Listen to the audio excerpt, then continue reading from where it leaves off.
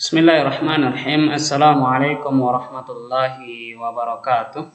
Alhamdulillahirabbil alamin. Assalatu wassalamu ala Rasulillah wa ala alihi wa sahbihi ajmain. Ya faya ayuhat talabah.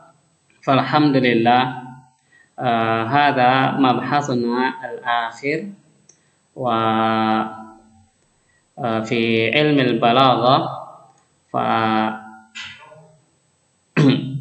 نختتم هذا الدرس بالمبحث في أثر علم البديع في جمال النص وضرورة الأخذ منه برفق. Ayat talabah, ini adalah pembahasan yang terakhir dan kita tutup pembahasan balaghah ini yaitu dengan pembahasan athar ilmul badi' fi jamalin nas wa daruratil akhdhi minhu birifqin. Ini adalah sebagai penutup. Dan afan ya di pelajaran balaghah ini kita nggak bisa sampai menyelesaikan satu kitab karena ada beberapa kendala dan terutama waktu ya kita kurang ya nggak cukup. Nanti antum banyak belajar ya insya Allah mudah-mudahan di semester berikutnya ya kita ada pembahasan kembali mengenai ya balaghah ini. Ya kita masuk pada ya halaman 120 atharu ilmil badi'i fi jamalin nassi wa daruratil akhdhi minhu birifqin. Jejak ya ilmu badi' ya dalam keindahan bahasa teks ya. Dalam keindahan bahasa teks dan pentingnya mempelajarinya ya birifqin ya dengan penuh antusias ya, penuh perhatian. Ya sini ya, kita akan pelajari ya, jejak ya, ilmu badi dalam keindahan bahasa ya. Di sini dikatakan sabaqa an arafta anna ilmal badi ya. Telah berlalu ya dan kau telah mengetahui tentang ilmu badi' dan ini sudah dibahas. Huwa ibaratun an zinatin lafziyatin. Ilmu badi' adalah sebuah ungkapan ya dari keindahan lafaz yang diucapkan atau makna ya dalam suatu kalimat yang dilontarkan ya. Tapi itu kurang lebih ilmu badi'. Dan kita loncat ya, kita percepat. Antum lihat yang bagian bawah. Kadzalika ya idza istakhdama al-adibu ya.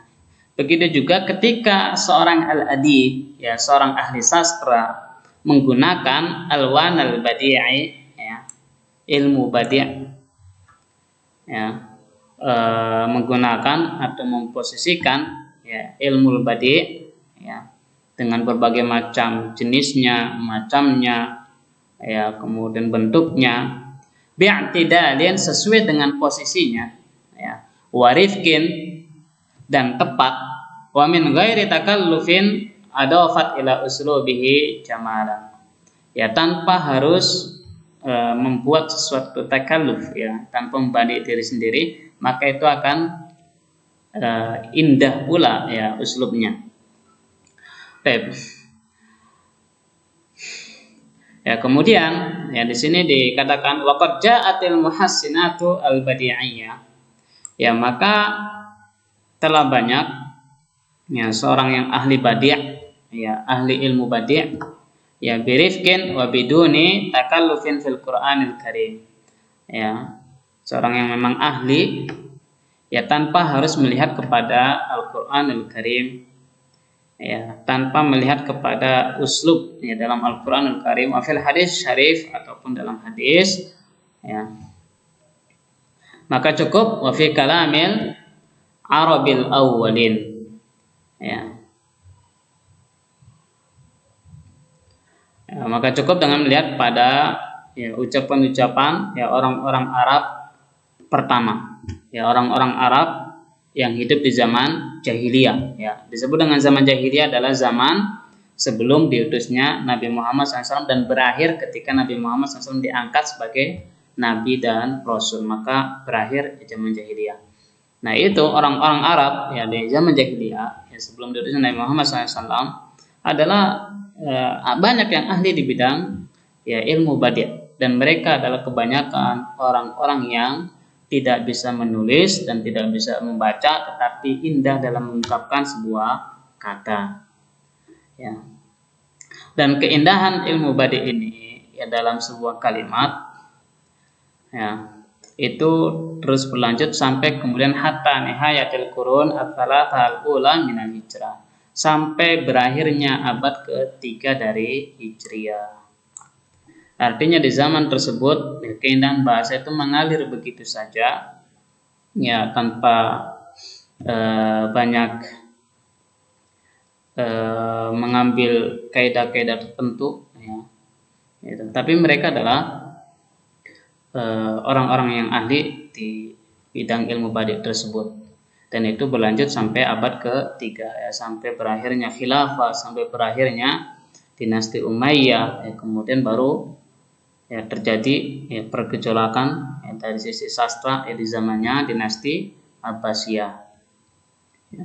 Baru kemudian di situ banyak sekali percampuran ya uslub kaidah dalam bahasa ya, karena memang dinasti Abbasiyah itu banyak mengambil ahli sastra dari ya selain orang Arab ya, banyak mengambil dari orang Yunani ya, filsafat dan lain sebagainya, campur aduk, kemudian melahirkan kaidah-kaidah yang baru ya, sehingga ya, ilmu badi ini terasa berat untuk dipelajari ya, terasa banyak sekali percampuran ya.